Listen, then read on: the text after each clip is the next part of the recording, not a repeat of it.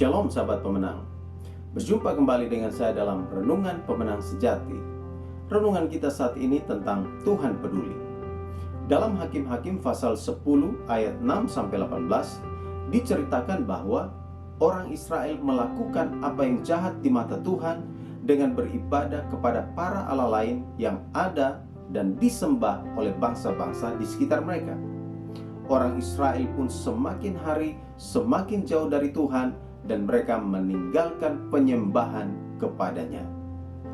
Karena kejahatan yang dilakukan oleh bangsa Israel, maka Tuhan pun murka kepada mereka dan menyerahkan mereka ke dalam tangan orang Filistin dan juga Bani Amon, sehingga orang Israel ditindas selama 18 tahun.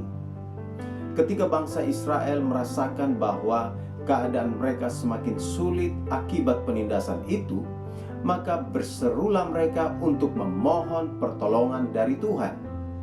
Mereka mengakui semua dosa mereka kepada Tuhan dan menjauhkan para allah asing dari tengah-tengah mereka. Melihat hal itu, maka Tuhan tidak dapat menahan hatinya melihat kesukaran yang sedang mereka alami. Tuhan pun bertindak menolong orang Israel karena Ia peduli dengan keadaan mereka.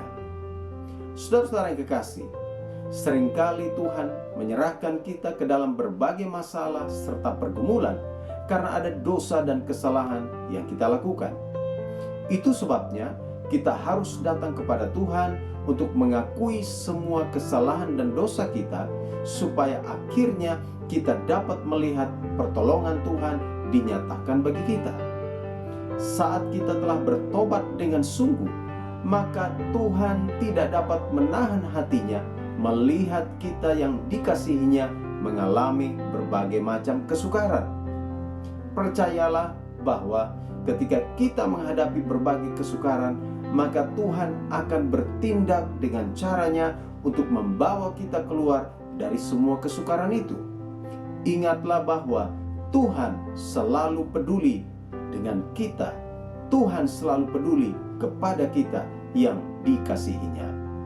Doa saya, kiranya Tuhan menolong kita supaya kita dapat keluar dari setiap kesukaran yang kita alami dalam hidup ini. Tuhan Yesus memberkati. Salam pemenang sejati.